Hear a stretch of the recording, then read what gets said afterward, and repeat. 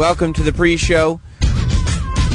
We're going to do here what we do every morning on XM 103 Sirius 206. Break down what happened on yesterday's show and try to figure out what's going to happen today. Yesterday, Jim Brewer was in studio. And to say it was unpredictable would be an understatement. That's why I always say we're going to try to figure it out, but no guarantees. No guarantees. If you want to be a part of the pre-show, 866-969-1969. Call now, 866-WOW1WOW. My name is Sam Roberts, and I will tell you this. We are starting about 30 seconds early today as far as the pre-show goes, and you can all thank me because Eric Nagel, our own E-Rock, who's running the board for me, informed me that if I had been 45 seconds late in coming into the studio this morning, he was going to put on a song. I said, that's a great call. That's exactly what you should have done. What song were you going to put on? He said, Bust a Move. So you're welcome for showing up on time. People like that song. No, nobody likes the song Bust a Move. Oh, Woo-Ha by Busta Rhymes. I have no idea what kind of brain goes, I need to fill. I don't know where Sam is. I need a song. Oh, we'll do Bust a Move. Like, why not? What? Oh, it's a travel day. Everybody's very excited.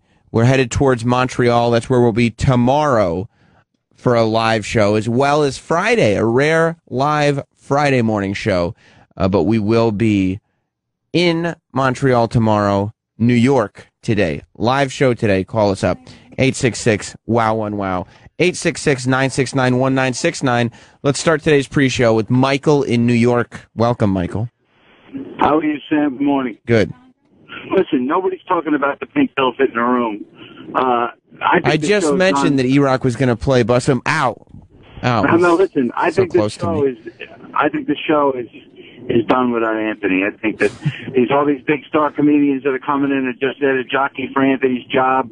Eventually, they're going to stop coming around. Nobody's jockeying for Anthony's job. You need to jockey for that job. I think it should be the Opie and Sam show. Well, I appreciate you saying that, Michael, but nobody is jockeying for Anthony's job. Opie and Jim Norton happen to be lucky enough to have friends that are among the most entertaining and funny people in the known universe. So, yeah, we're going to have hilarious people in studio. We've always had hilarious people in studio, but while Opie and Jim cope with the fact that the person that they've been doing radio with for almost 15 years on Jim's part and 20 years on Opie's part, while they cope with the fact that their partner has been unceremoniously removed from the show, yes, they're going to have some comedians in studio, but that's a part of the show. It's the way it's always been.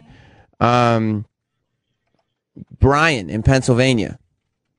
Hey, Sam, I want to say I'm a huge fan of the pre-show. Thank you. I got a question for you. What do you think the new name of the Opie and Anthony show is going to be?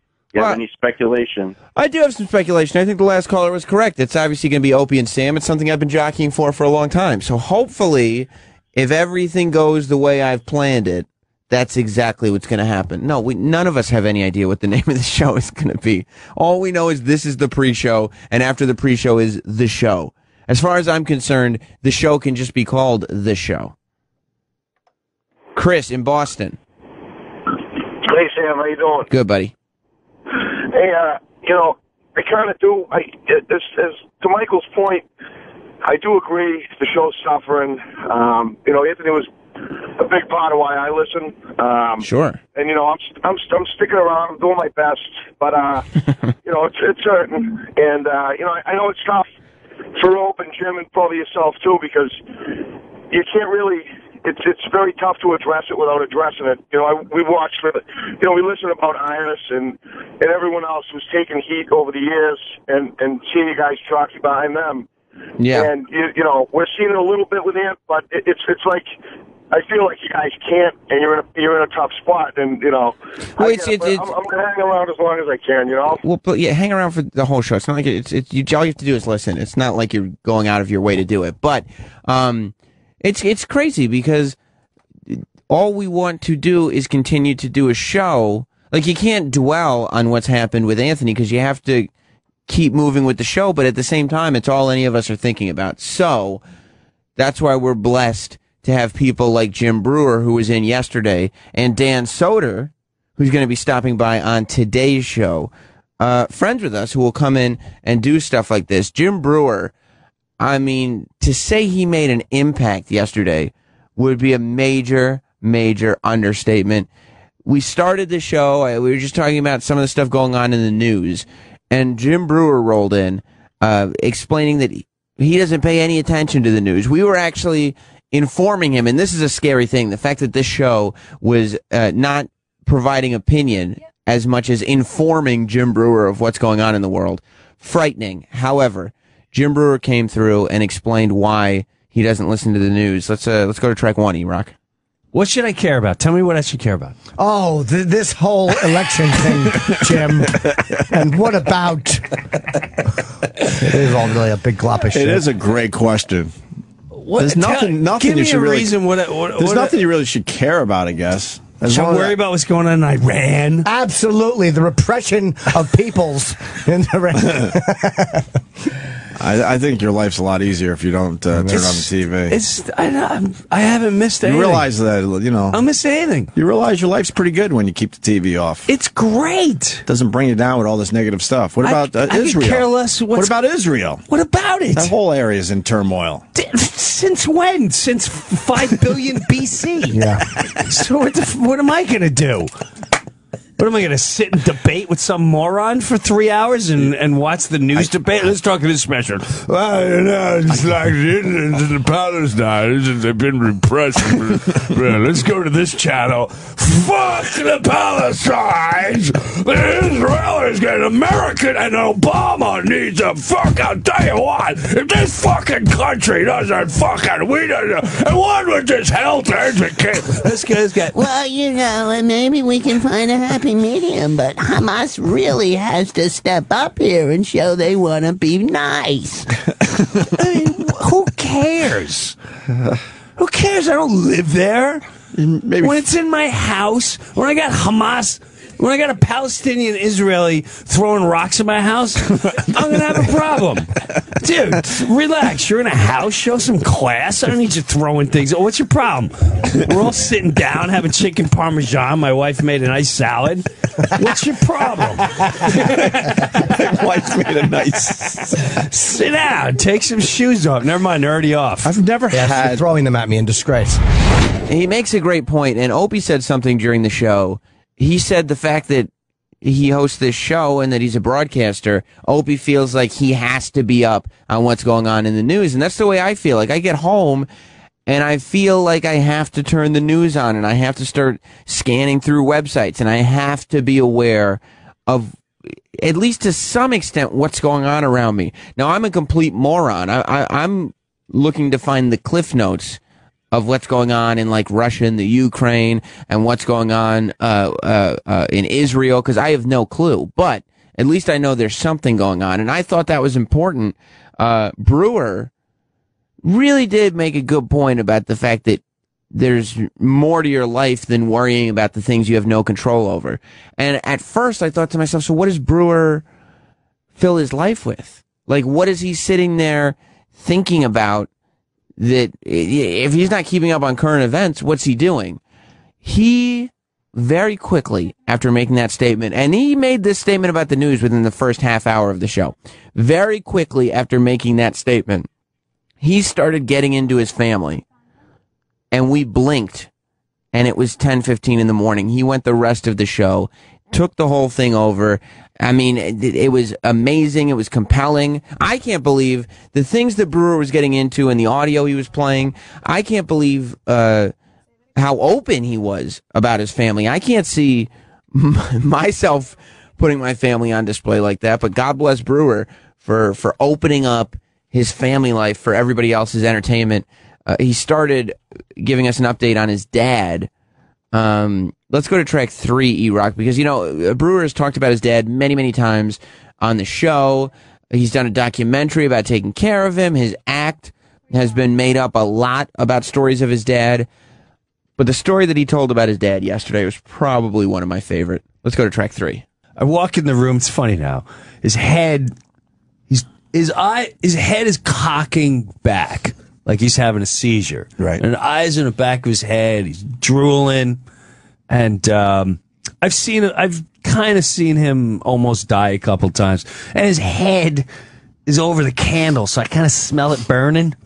So I lift his head off the candle, and that's when I realize, like, and I'm telling him, Dad, go to your brother's.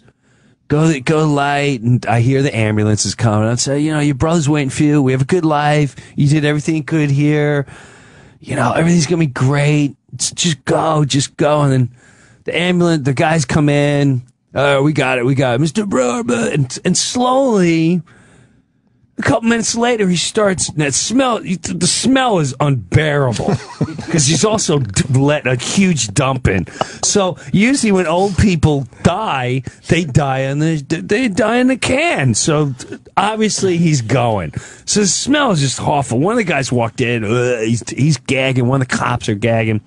So everyone's standing back. Now they're starting to laugh and giggle. I'm starting to get a little agitated. Like, is everything all right? And they come out and they're laughing, and I hear them. They go, listen, your father, he did have a stroke. I went, what's so funny? They go, well, it's not the stroke that he's going to lose feeling or anything. It's kind of stroke that, well, you need a cigarette and a nap after. And they go, we just found what the problem was. I went, oh my God, are you kidding me? And they went, no. And I went full release. They're like, oh yeah, it's all over. And it's, he jacked it out and to the point where he had to go to the emergency room. So, in a way, I know that sounded crazy, but in a way, I was like, wow, you can be 90 and still pull that off? That gives me a lot of hope. Fuck, yeah. That gives me a lot of hope. And not only to be able to do that, but to do that and then take a giant awful shit on top of it. Oh, right? my, and then just almost fall asleep on a candle. What a way to go. That's a hell of a Fucking day. rules. That does rule. What are we doing? We're watching the stupid news is what we're doing. You guys are worried about... Do you think my dad's worried about who got shot down over Ukraine? He's dumping with his head over a candle while he just blasted off. Do you know how good a load you have to spill to fall asleep on fire?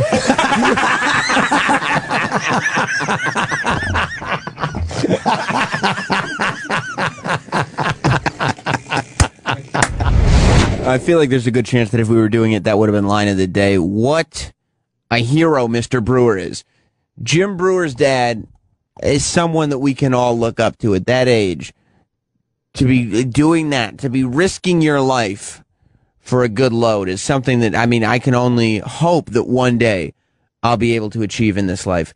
Let's go to Lou in Jersey. Lou, welcome to the pre-show. Hey, good morning, Sammy. Morning, buddy. Hey, last night, Rich and Bonnie had an excellent show. It was you guys are making lemons out of lemonade out of this whole situation. Well, yeah, that's one thing that we're doing is trying to just put more programming on the channel and see what works. Rich Voss and Bonnie McFarlane, his wife, came in and did a live version of their show, My Wife Hates Me, their podcast, with phones and everything on the channel last night. And yeah, I've heard it was amazing. It was great. It was. They offered great marriage and relationship advice, and then you also got to hear for 2 hours how the fans just aggravated Rich Voss to no end. So, well, that's the best part because people have heard their podcast before, and their podcast is part of our Friends of the Show that we play on the weekends. But all the podcasters, it's a totally different animal when you start incorporating a live audience and you start incorporating phone calls and you start incorporating instant feedback. You have the potential to really drive somebody insane. Yeah, well, Rich, people were getting under Rich's skin, and you guys are doing great, and just keep it up. Thanks, buddy. I'll talk to you later. All right. And the great shows will continue, as I said, starting tomorrow, and then on Friday as well. We'll be doing live shows from the Just for Laughs Comedy Festival in Montreal. It's very obvious that it's a travel day around here. People are dressed down a little bit. Kenny has already been walking around asking us like we're all children, "Did you remember to bring your passport?" Yes, Kenny, I brought my passport. I'm not a child. Speaking of children, I saw on social media last night on Travis's Instagram, he posted a photo of his 4-year-old daughter's Nerf gun, and Roland started commenting on the Instagram photo, challenging her to a Nerf gun fight in Montreal. I have no idea what this travel will entail. Kenny, does everybody have their passports? That's the question. Kenny, do you have your passport? I am taking a poll, yes. Did anybody forget? Well, I haven't spoken to Troy Kwan yet. Okay. And then I have to assist some people printing out their boarding passes. Did you print yours out? Not yet. I will assist you. Okay, thank you. I appreciate it. I mean, if you have time, I don't want to inconvenience you. I always have time for Sam Roberts. Thank you very much. That's Club Soda Kenny on Facebook. Club Soda Kenny, who will be a part of the big Montreal broadcast. But it's not all fun and games with these comics. Yesterday, Brewer, as I said, was like opening up his family in a way that I've never seen done on radio before. His mom, I guess, is going through stages of dementia or Alzheimer's, and he's been recording conversations with her. And he shared some of those with us just to show what it's like to have a conversation with somebody with dementia. I think a lot of people could relate to that because that's something that happens to a lot of people who have older relatives, whether it be grandparents or parents. But he came out with this tape that we played at the end of yesterday's show that was just depressing. I mean, I debated whether or not I really wanted to replay it this morning on the pre-show, but while it was depressing, it was certainly notable and worth replaying. This is the tape of Jim Brewer's mom that he shared with us yesterday.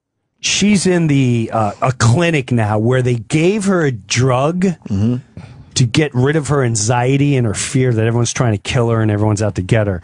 And she wouldn't be so confrontational, very confrontational.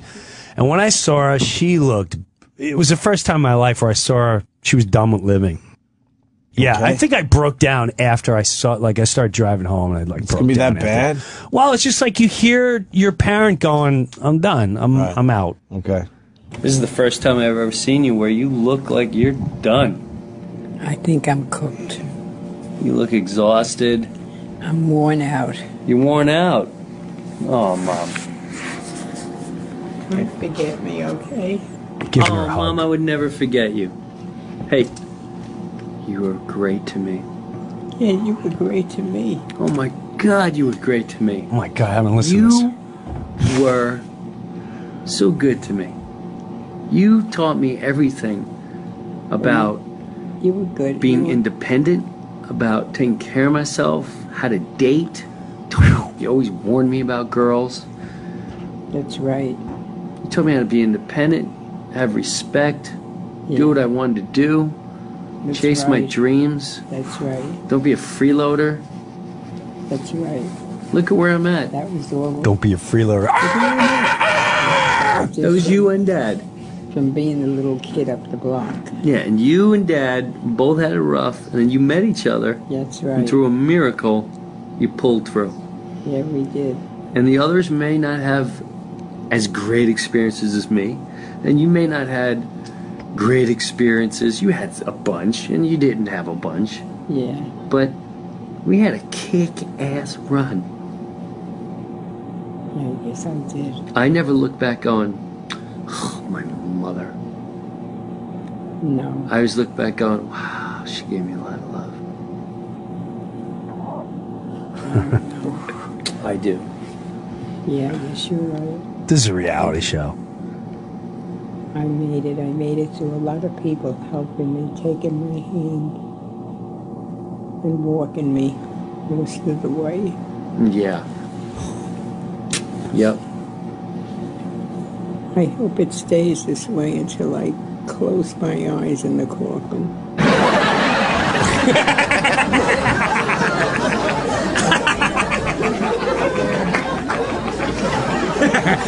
I didn't see that coming. For the record, that is heavy. Wow, that was heavy. I apologize. I didn't know. That's good, man. God bless Greg Opie Hughes for, I mean, Jesus Christ, of all the play. That's one of those moments. Even though Jim Brewer was laughing at the fact that Opie put in that laugh track, we all just had to put our heads down. For a moment, nobody could make eye contact with anybody because of that laugh track. But, I mean, just craziness.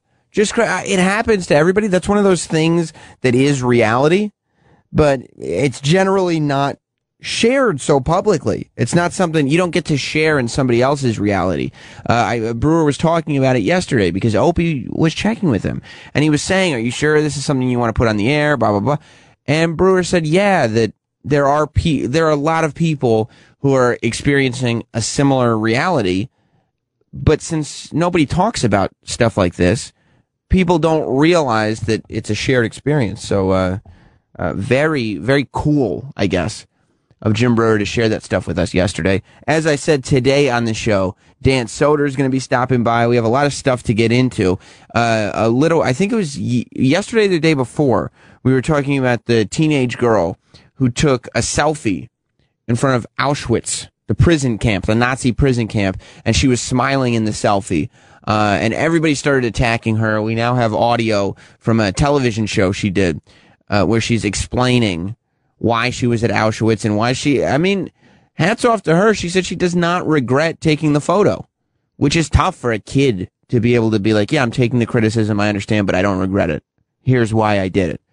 Also, Snoop Dogg, we played a few weeks ago at this point, I think, maybe a month or more ago, we played the YouTube video that was Snoop Dogg and Seth Rogen getting high and watching Game of Thrones.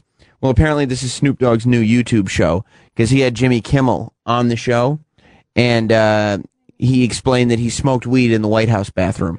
We'll get into that and a whole lot more. Of course, everybody's been sending me the Jack White photo. If you haven't seen it, I guess Jack White was at the Cubs game last night and just looking very, very sullen. But getting back to what happened yesterday, Jim Brewer didn't only talk about his mom and dad. He also talked about his sister, E-Rock. Let's go to track 6. He left some cash, and Doreen started crying, saying, I can't afford the house, and if we just had a little more, but she's like, and I gave her like thousands and thousands of dollars to help her buy the house. But, I thought it was it is the right thing. That was a cool thing to do. Yeah. But that's something she'll never fit. That never happened. What? Like, yeah, sure. Sure. Go, go, go, go, go, go, go. Plop, plop. Fizz, fizz. Oh, what a relief wine is. It's early. It's early in the morning when it starts. Kicking track 4 of Guns N' Roses' Appetite for Destruction. Flowing like a freight train, flying like an aeroplane.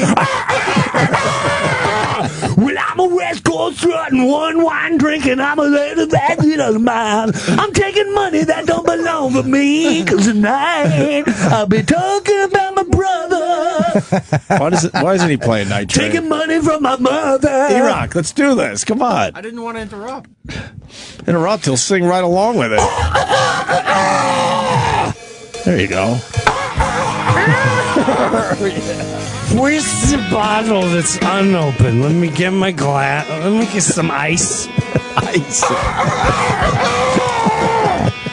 Oh, hi, Chardonnay.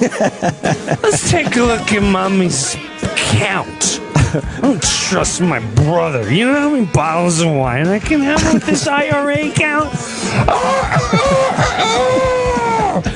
And all the guilt that I have inside I'll never admit to? Oh, this could pay off a lot of that.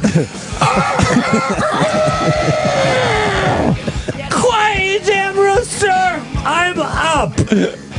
Let me text him and pretend it's all better now before I gulp into this.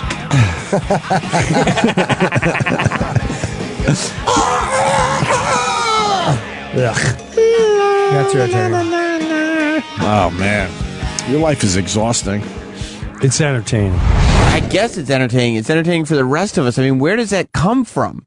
Where does his sister drinks too much turn into that bit that we just heard unfold out of nowhere? It's amazing. Also, I want to know, where does his sister live that all those roosters are just around? Because that's, what a nuisance that is. You'd think in 2014 she'd just get an alarm clock or something and move. I would never want to be woken up by, especially if I was an alcoholic. That'd be the worst person to be woken up by roosters constantly. Lady Di. That's right, Eric. You think Lady Di? Well, Lady Di probably, she does wake up with the rooster and start popping natty ices. Maybe that's what it is. I don't know. Maybe alcoholics feel more productive when they wake up early in the morning and they start drinking as opposed to sleeping through the morning. I don't know for sure.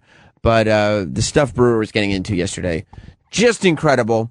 A lot to live up to. I'm sure that Dan Soder can do just that, as he is our guest on today's show. Let's go to Dom in Toronto, Canada, of course, where we will be later on today and broadcasting from tomorrow. What's up, Dom? How's it going? Good. First of all, I just wanted to say, I bought my XM radio, Sirius XM, because of another show, but you guys... What show? Kept me... Well, I don't know if you wanted me to say it, but Howard. All right. But you guys were the ones that made me renew the subscription after the free one was done. Sick.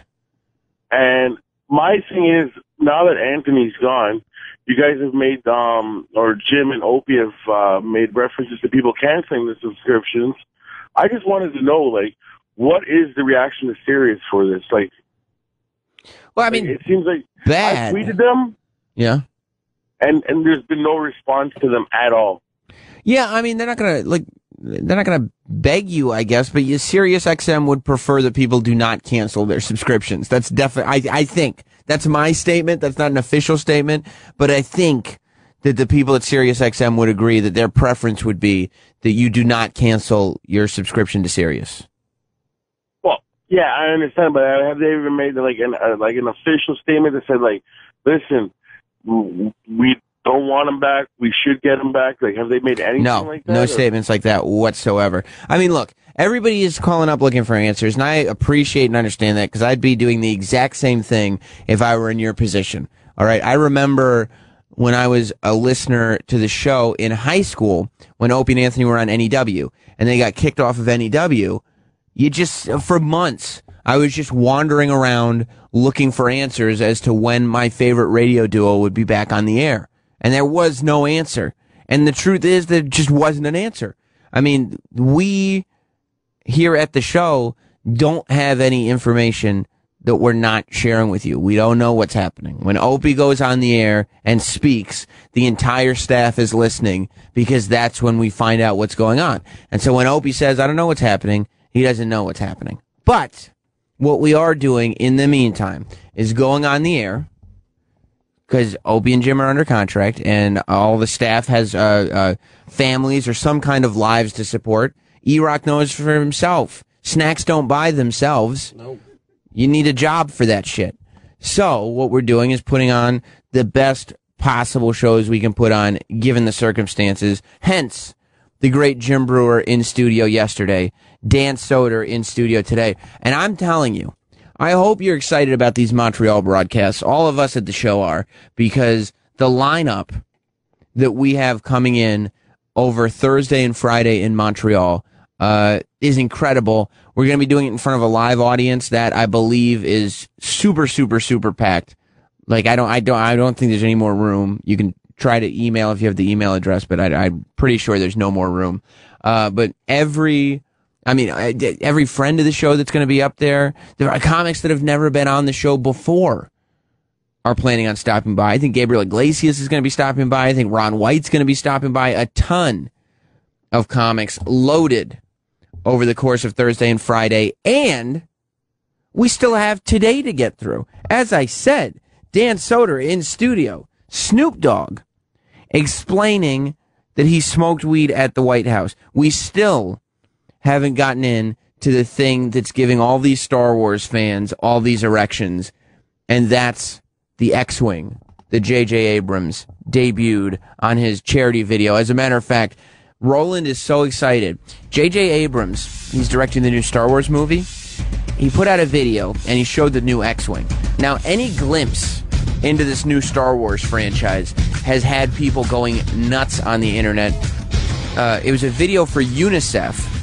J.J. Abrams said he's doing some kind of Star Wars charity deal with UNICEF, and said you could get a Star Wars UNICEF t-shirt, and in the video where he's promoting this is where the X-Wing spaceship from Star Wars is. Roland has already donated to UNICEF to get his Star Wars UNICEF t-shirt. He will be wearing it whenever he gets it, hoping for those high fives that he wants so badly. Well,